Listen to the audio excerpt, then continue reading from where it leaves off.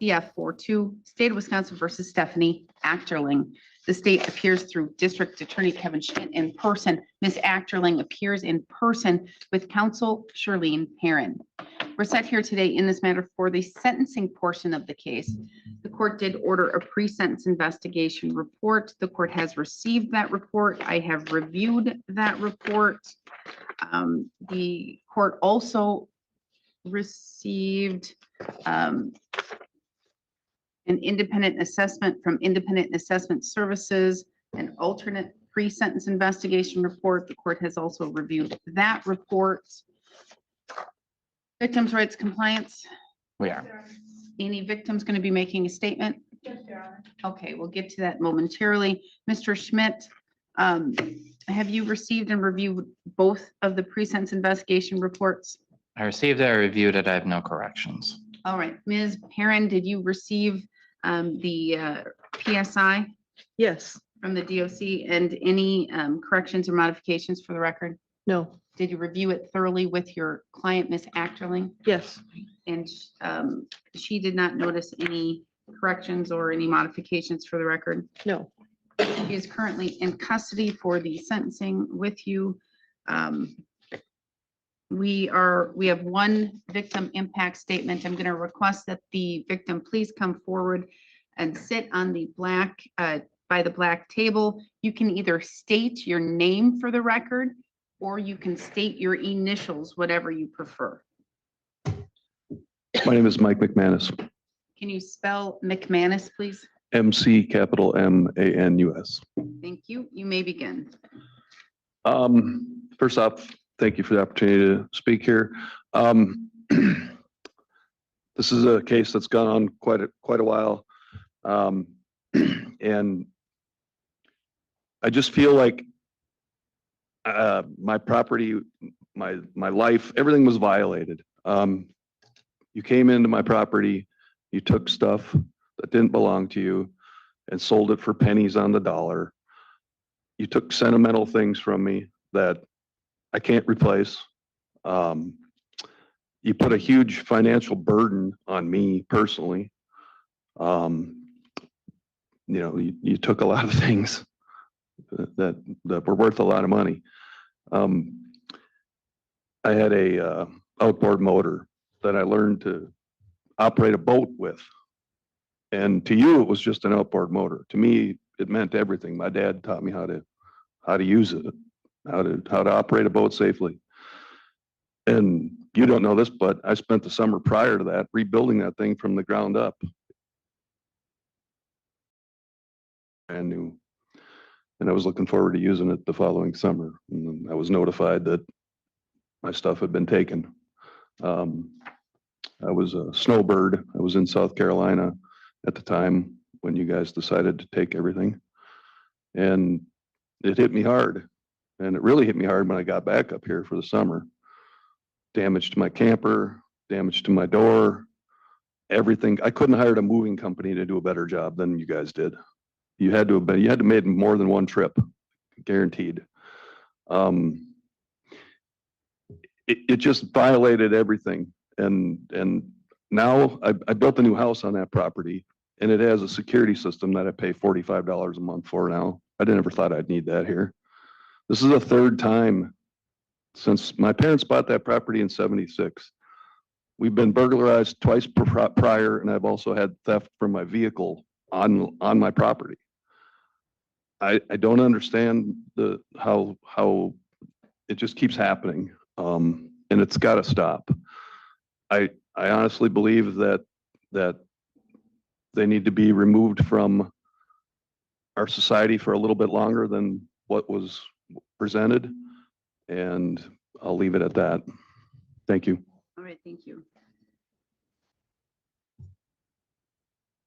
All right, Mr. Schmidt, argument and sentencing recommendation, please. Thank you. My argument to the court is going to be that the court should follow the Department of Corrections recommendation, which is 5 years probation on the burglaries, 1 year probation on the thefts, withheld sentences on the thefts, state and imposed sentences on the burglaries of 4 in, 2 out, everything concurrent to each other. So from the PSI, we see that this is a person with no criminal history. She says she's been using methamphetamine from age 15 to present, which indicates she's one of those rare individuals we see occasionally come through the court where methamphetamine has not in and of itself caused criminal convictions while they were using it up until much later in their life. She went and did some college and reportedly did well in the PSI. She then worked consistently from ages 21 to 31. She became unemployed at age 31 during COVID and never went back to work. She was a dental implant technician. For the past 5 years, even from the PSI, it's been a real question what she's been doing to subsist and how she survived.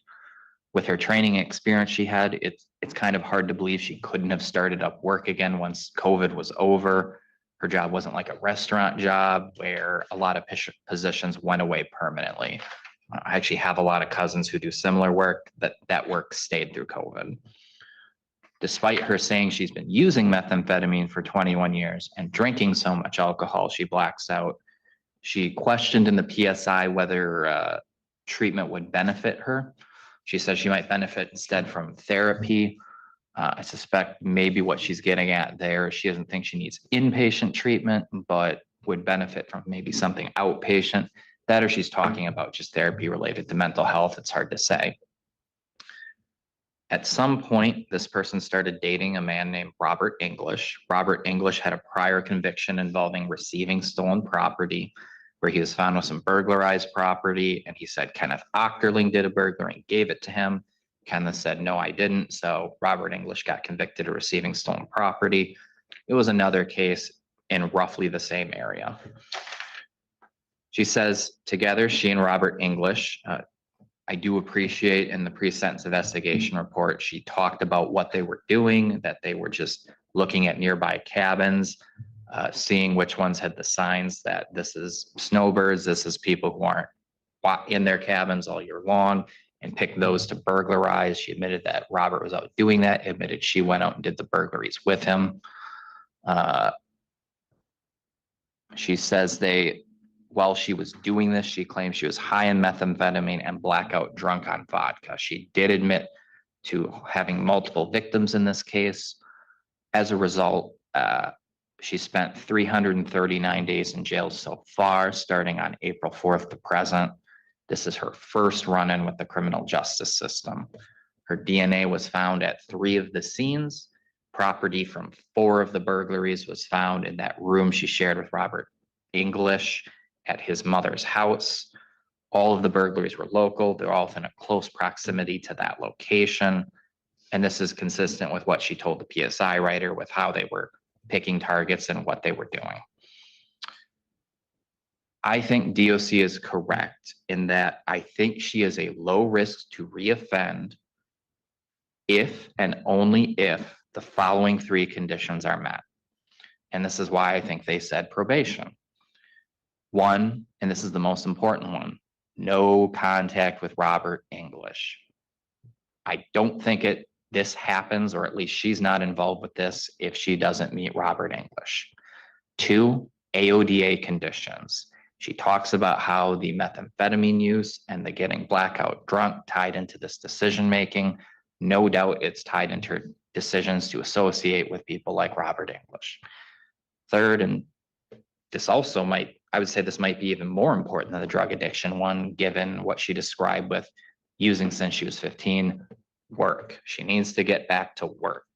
I don't think we can say it's a coincidence that she went to age 31 working, and then 5 years after that, she stops working. Well,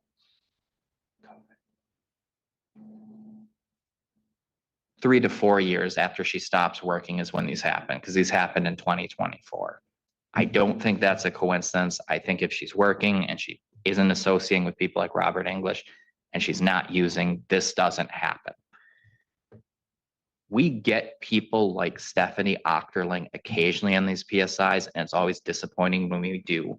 These people where they're educated, they have good work history, and then suddenly at some point in their 30s, they suddenly stop working, they stop associating with the social connections they had prior, and they just kind of break bad, they start using drugs, and they commit crimes.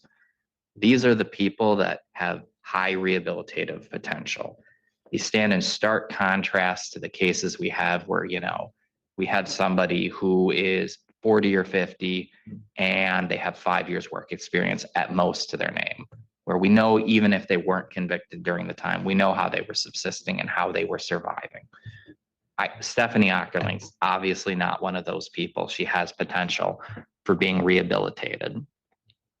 So the way that ties in with how the court has to look at sentencing, it first has to look at probation, unless the probation would unduly depreciate the seriousness of the offense.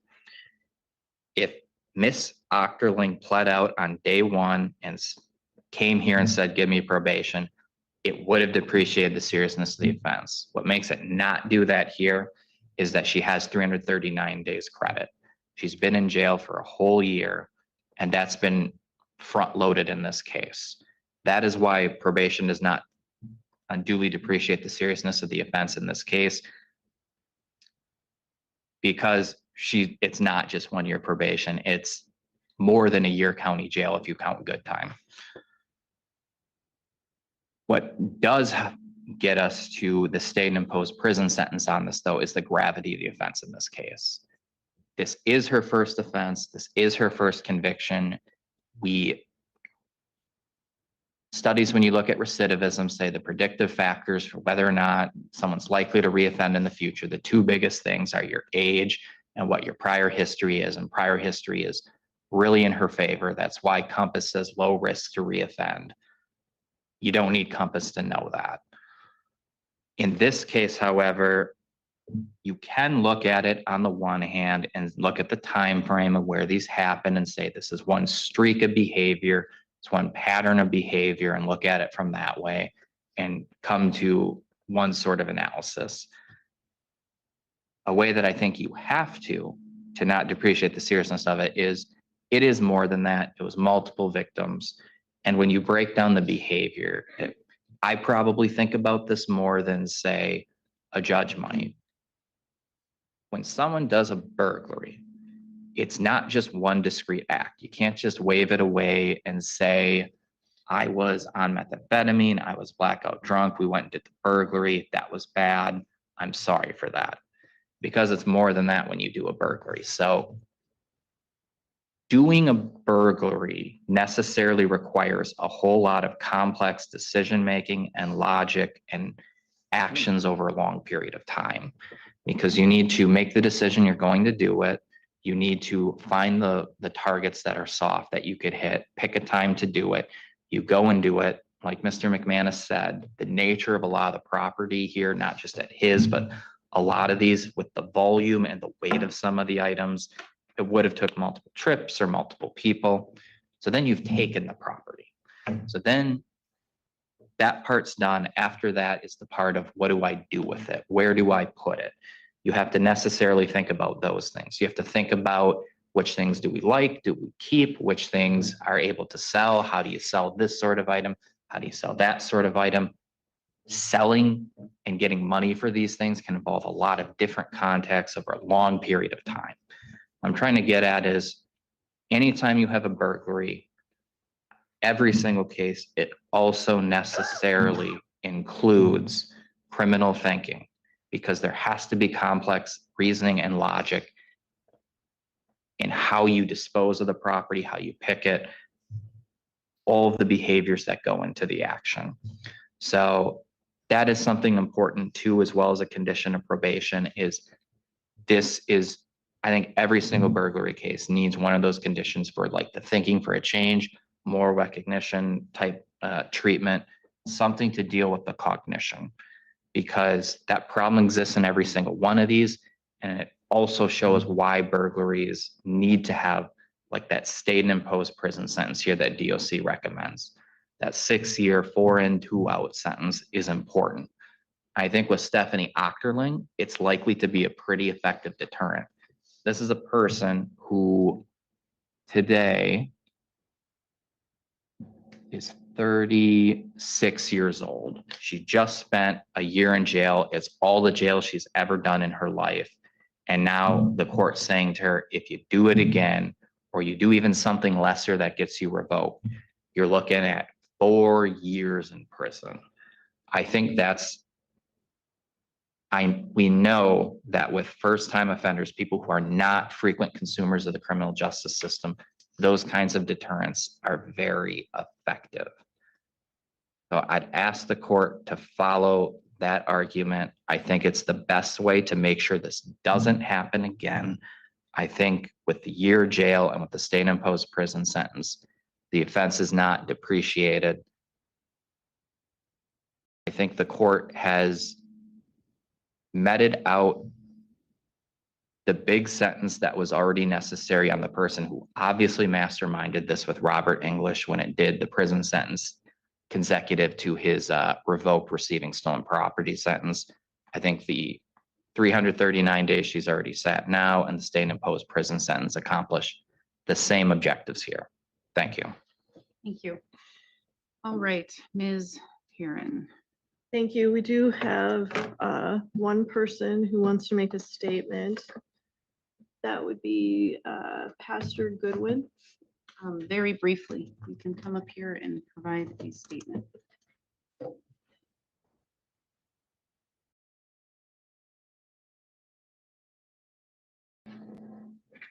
Thank you. I'll just read this. I'm Pastor Goodwin, Echdal Community Church in Grantsburg. And I wrote this letter to submit this, but the attorney asked me to read it. So this letter is regarding Stephanie Ackerling, incarcerated at Burnett County Jail. And it's about my interaction with her. I have been meeting with her one-on-one weekly for the past 6 months. I've noticed a real sense of contrition and desire to make real changes in her life. I've had Bible study and prayer time with Stephanie each visit. She acknowledges that God's providence has her here because of her own actions and blames no one else.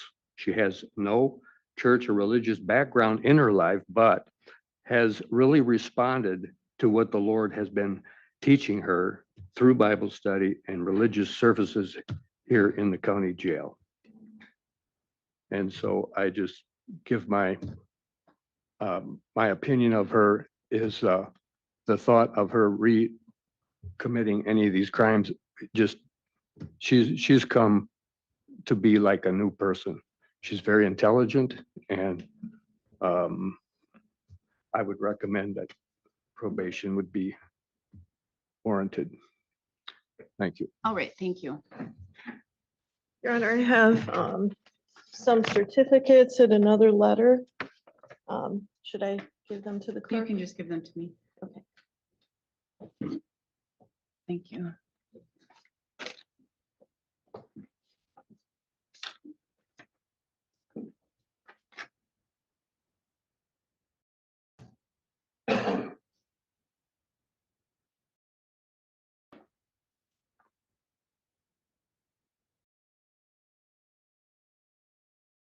I've read the letter from Pastor Cecilia Pardon.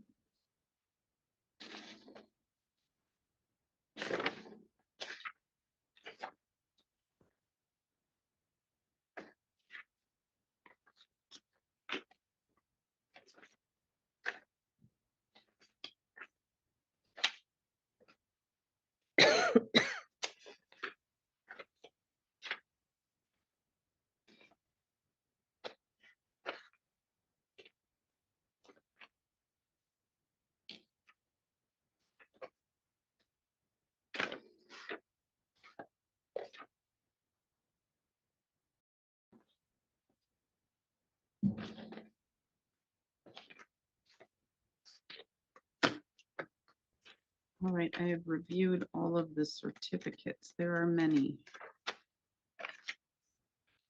Thank you, Your Honor. Your Honor, the defense is recommending the recommendations from the alternative pre-sentence report, which is 3 years probation, a withheld sentence and 3 years probation on counts 2 and 11, 18 months probation and withheld sentence on counts 2 and 35, all to run concurrent. The convictions, particularly on the burglaries, are on serious offenses. The defense generally agrees with the arguments of the state. I'm not going to repeat generally the statements made by Mr. Schmidt.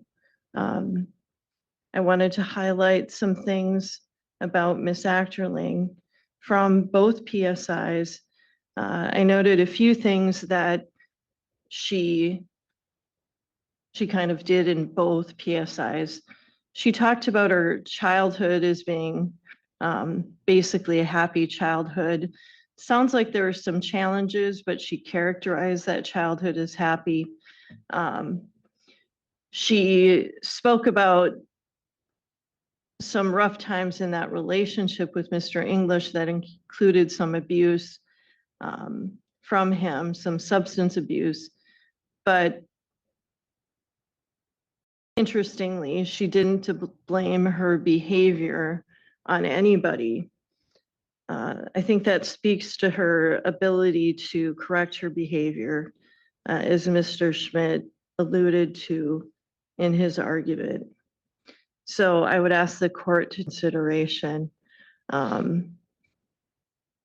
She recognized the harm that she has done.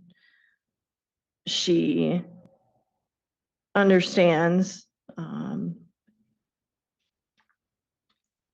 what and has come to understand more and more throughout time that she has spent in custody, the harm that has been done to the victims. And one of the things that could also be done during a term of probation is some kind of community service, in addition to other things like therapy. It would seem that also based on the pre-sentence investigation and the alternative report, that there is some level, I'm not a therapist, but also it seems like there's a theme of kind of codependency in her life, first with her brother, then with Mr. English. And again, she is not blaming them on her, she's not blaming them for her behavior. But there does seem to be a pattern in her life, and she's choosing people to be around with. But that may also assist her in the future, for her to stand up more for herself, for her to have the self-esteem to continue with her education and to be more successful in her life.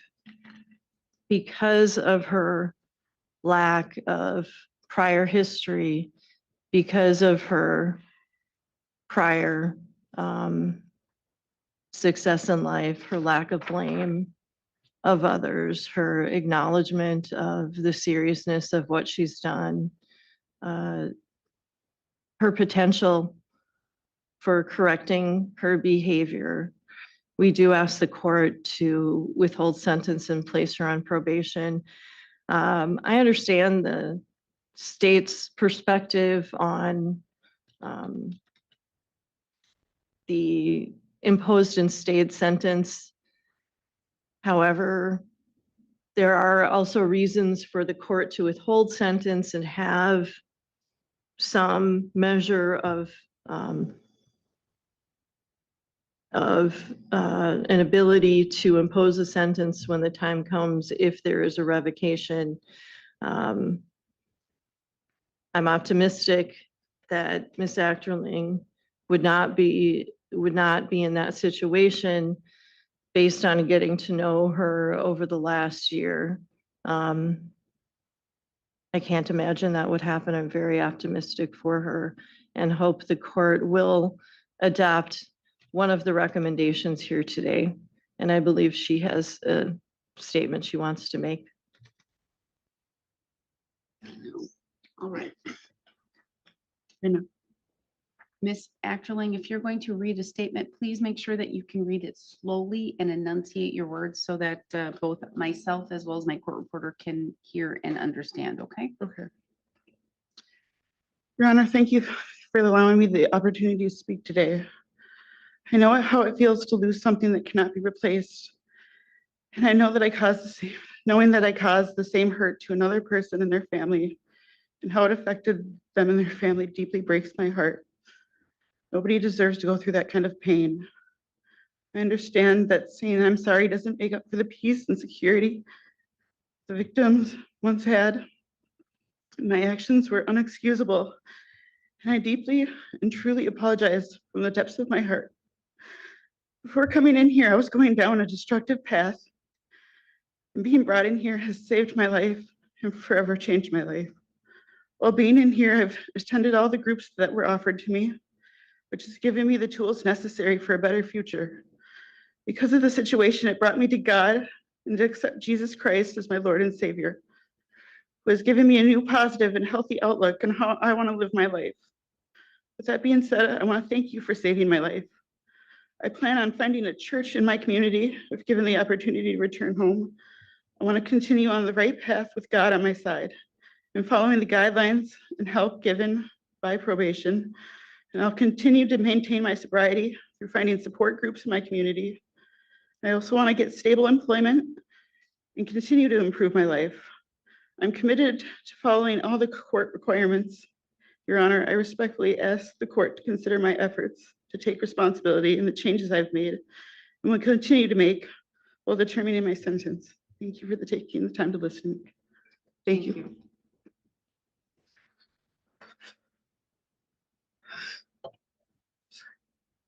Ms. Acterling, I have heard the arguments of both attorneys. I've heard a character reference for you. I've read a letter. I've seen all of the certificates. I've read the Department of Corrections pre-sentence investigation. I've read the alternate pre-sentence investigation. I've heard a statement from the victim. I have read within the PSI document other statements from victims of lives that you have impacted. There's a lot here. There's a lot for the court to sift through and to look at. When a court sentences an individual, I have to look at multiple factors and multiple things. First, I have to look at the nature and the gravity of the offense, or the offenses. Here, there's multiple. And that's the seriousness. How serious are these matters in these cases? Second, I have to look at your character, your prior criminal record, all of those things that are contained in both of these documents. And then I have to look at the need to protect the public. I have to look at other things as well. I have to look at the effect of the victims, any rehabilitative needs that you have. If there's any, undesirable behavior patterns, your culpability, your age, your education, your history. I also have to look at what's called deterrence. There's two types. One is specific deterrence, to specifically deter you from committing other crimes, or especially crimes like this, and general deterrence, to generally deter others from doing the same thing. All right. And when I'm looking at deterrence, specifically with you, a sentence has to be crafted to ensure that, again, this is serious enough that you understand that you cannot engage in things like this. You have to change your habits, the things you do. You have to change your associates, the people you hang out with, Robert English, perhaps even your brother.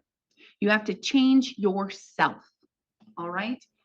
That's the only way you can significantly improve your life and stay on the right path.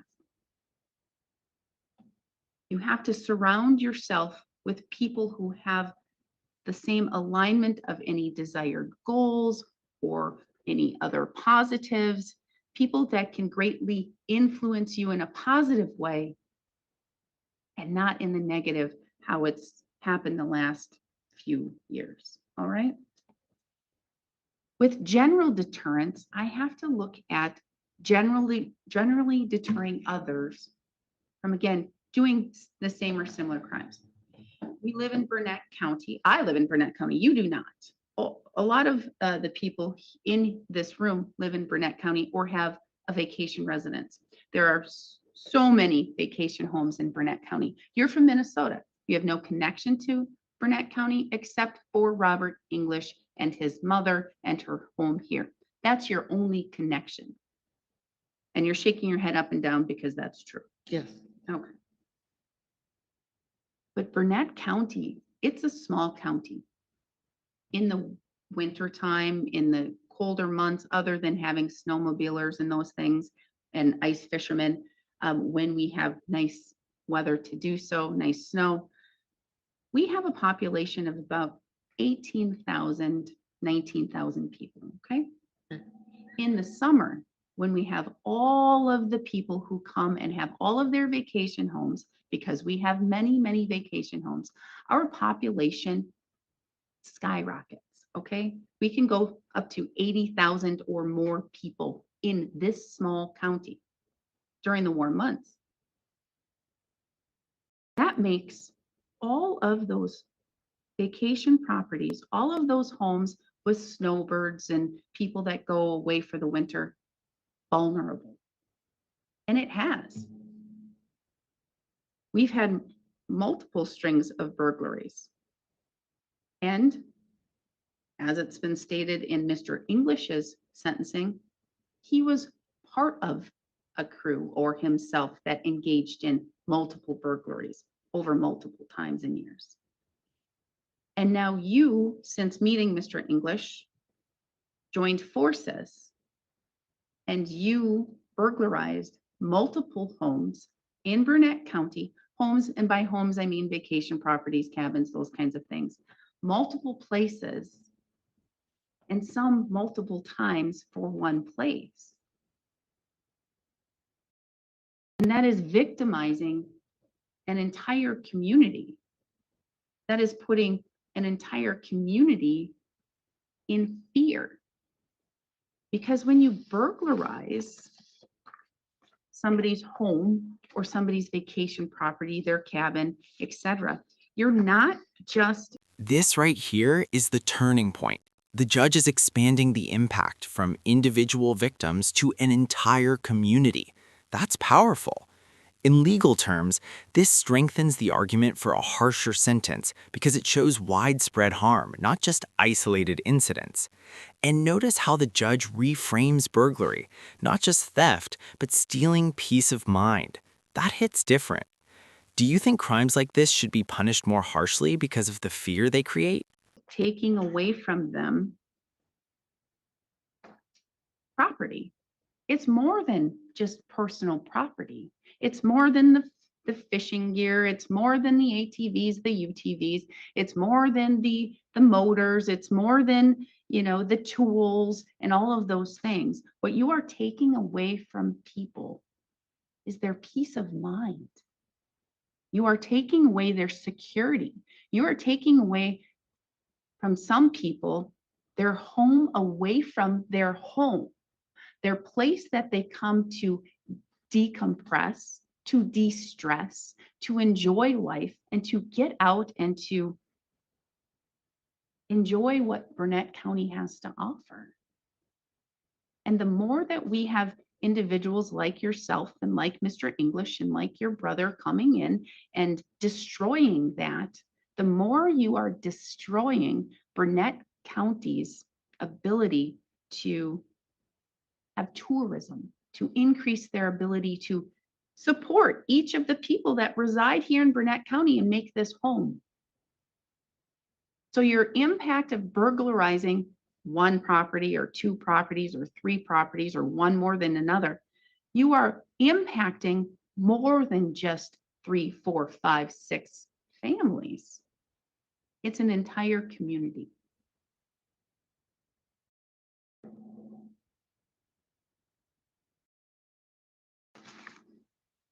Burglaries are serious in multiple ways, including the fact that I know that it sounds from what I've read and from what I've heard that each of the homes or vacation properties were either staked out or cased, so to speak, to see if and when people have been there so that they're an easier target to hit. But the fact is,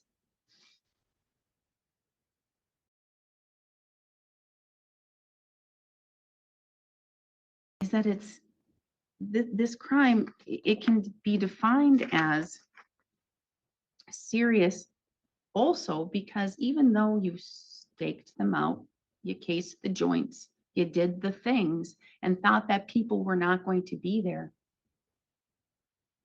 When you hit that property, when you went to go take things that weren't yours from that property, somebody could have been there. Something more serious could have happened. We could have had somebody hurt or killed had you not known that someone was unexpectedly at their own property. And we could have been here for a far more serious crime in addition to these crimes.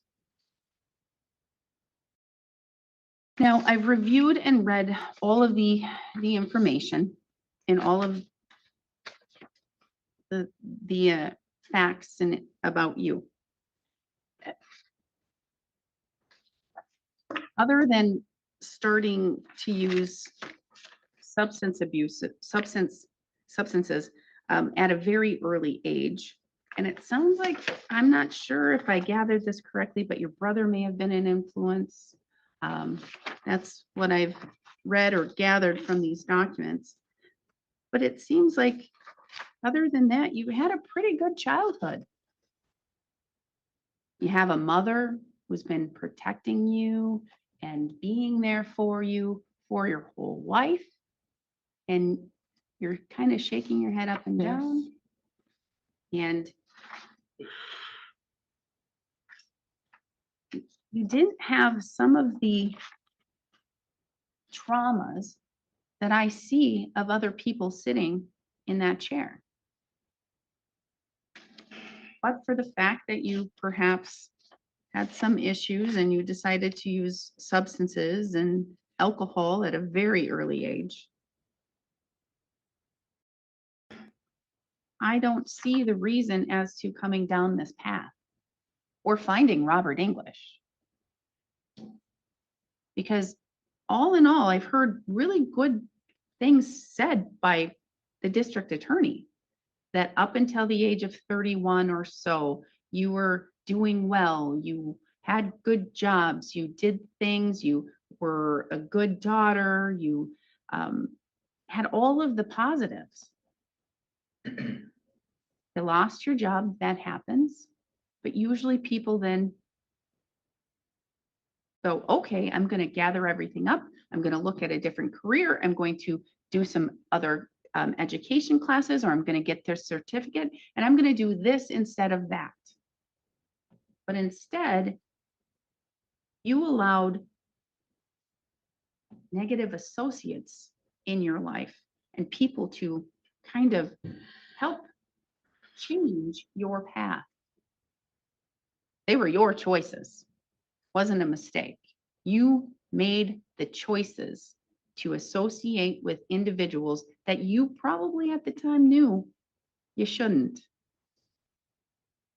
And you continued down that path because with each and every casing of a property, with each and every staking out that property to see if it was a good target, with each and every break of a window or jimmying of a door, or with every time you cut off a padlock or whatever you did to get into these properties, each and every time it was a choice and you knew it was happening.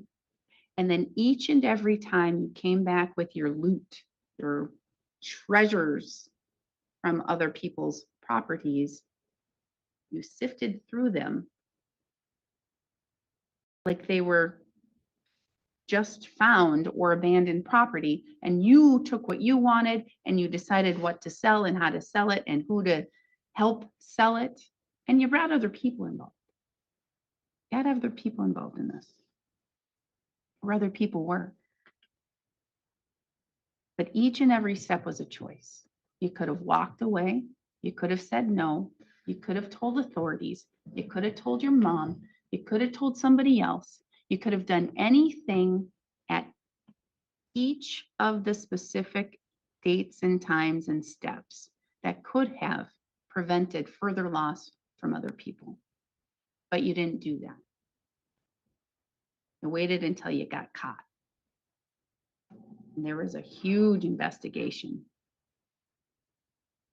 I'm going to tell you, just because we're a small county doesn't mean that we have officers that don't know how to do their jobs. They do, and they do very well.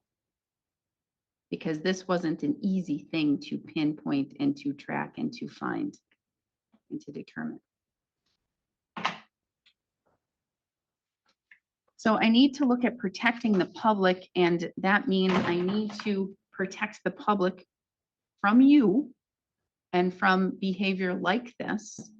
I need to also protect the victims that are involved, because they have specifically been targeted and are suffering and impacted by your decisions.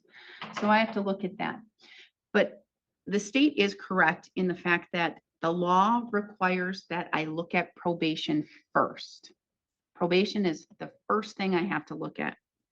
Unless confinement, that means prison here, unless prison is necessary to protect the public from further criminal activity from you, unless you need correctional treatment, that means you can only get the treatment confined in prison because you're not going to be able to do it on your own. You won't seek the services. You won't listen to an agent. You won't do those things. Or if probation would unduly depreciate the seriousness of the offenses, okay? When I'm looking at this case, it's very serious. They are serious. And it's aggravated because we have multiple burglaries, multiple victims here. But in looking at the things that I have to consider, and the fact that you have no criminal history, you were law abiding, except for using substances and doing those things. And or you may have engaged in other things, you just didn't get caught, but you were law abiding until you were 31 or so. You have the ability to become law abiding again. You obviously have brains, or you wouldn't have had a good job like you did. So you can do something else. You just have to steer yourself that way. And you have to be dedicated enough to want you. You have to want you and want a better life for you. You choose you next time. Don't choose someone who's giving you flattery here or there or trying to make you feel good. That's all talk. Only you can make yourself feel good. So if that means going to therapy, if that means getting a better job by doing education, if that means getting certificates, that's what you have to do, because only you can make you feel good, and only you can allow yourself to love yourself.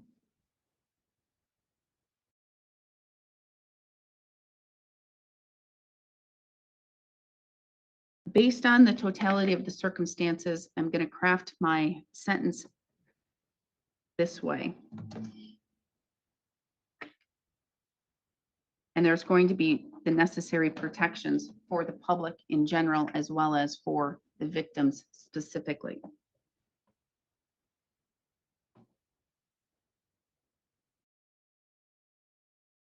With regards to, I'm going to go with the thefts first. I believe that is count 26 and 35. With the misdemeanor thefts, what I'm going to do is I'm sentencing you to 9 months of jail.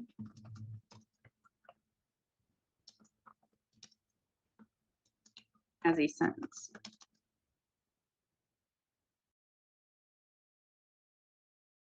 And I am assessing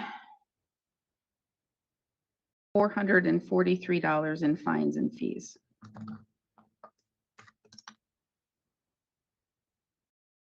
With regards to the burglary counts,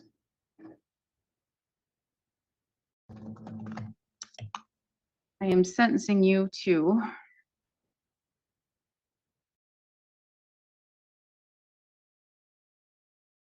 three and a half years of initial incarceration with 3 years of extended supervision. But I'm staying that and placing you on probation for 5 years. This is a blessing for you. You could have been sent to prison today.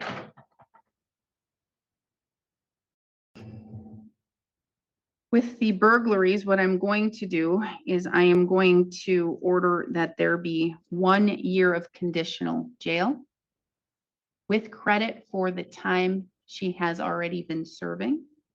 So that would mean, I believe if I've calculated it correctly, because I think the jail goes by 360 for a year. You do go by 365 for a year? 12 months is 360 and a year is 365. Oh, okay, thank you. So then I had 21 days, but that is not correct because I was going by what I thought was correct. So you would have about another month to serve because this is serious and you need to understand the severity. And with regards to the theft and the conditional jail, they are concurrent, the same credit. You have 339 days of jail credit. Conditions on probation and extended supervision. No contact with Robert English. No contact with Kenneth Achterling unless your department or your DOC agent approves. An AODA assessment and follow through. No use or possession of any illegal drugs, substances, or paraphernalia. No alcohol. No bars, taverns, liquor stores, casinos, or establishments that have the primary purpose for the sale or the service of alcohol. If you are employed at a place that serves alcohol, you must get your Department of Corrections agent's approval for that employment. You must have gainful employment or additional education.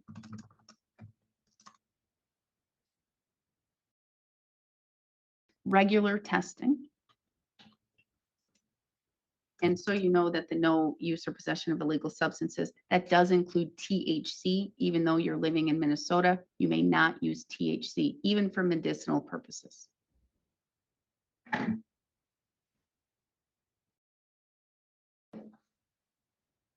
No contact with Burnett County except for probationary purposes or court-related purposes. Any court-related purposes. Or any other purposes that you've asked the court for a written permission to do so, and you must have court approval. The court believes here that based upon the number of vacation homes and the fact that there is proven staking out or scoping the homes where people were snowbirds or they were not using that property all the time, that the community is at risk at whole for further burglaries.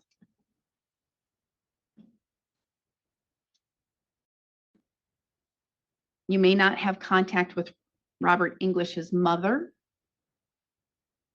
or obviously her home. No contact with any of the victims, their residents, or any vacation properties that they have.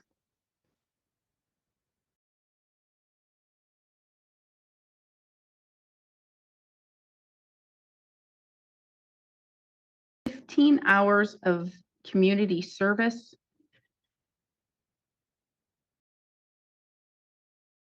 per year for the first 3 years of probation."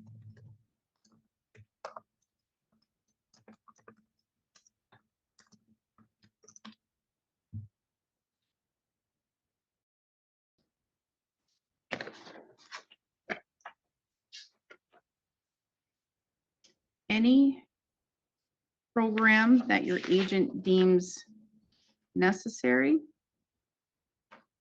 No contact with any convicted felons unless in a treatment facility or your agent's approval.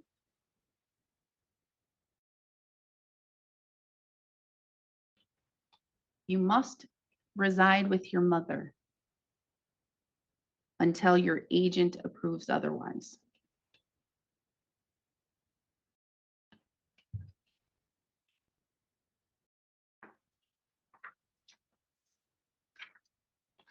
With the felonies, $518 in fines and fees. You are paying probation because there is restitution. Is the restitution stipulated? What is that amount?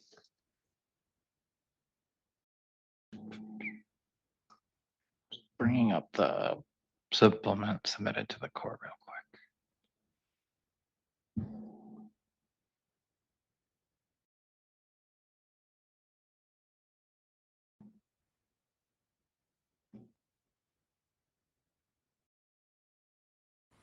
I have Lindsay, 24 Lindsay, real quick, thank you for the gifting of the 10 memberships. I very much appreciate that. filed on May 2nd, 2025. There's a later one, earlier. There's an October 1st one. It's document 41 and 25 CF42. I picked the right one. And that is $2,344.84. The court is ordering stipulation, or is ordering restitution per the stipulation, and that is joint and severally liable with co-defendants. They're going to, again, pay probation. The court is going to order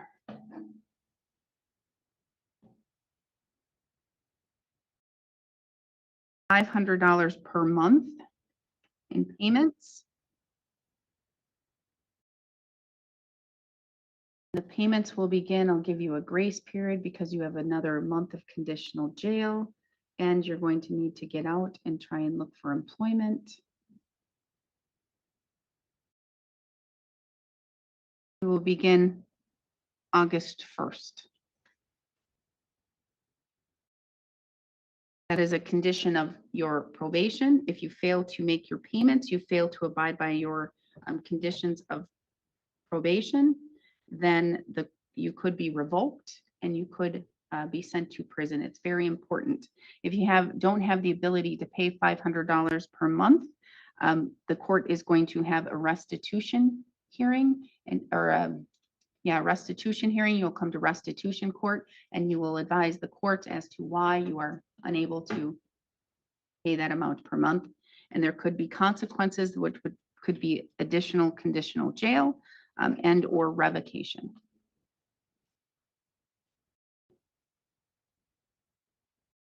If you are revoked off of probation, you would be eligible for substance abuse programming, earned release programs, and the challenge incarceration program.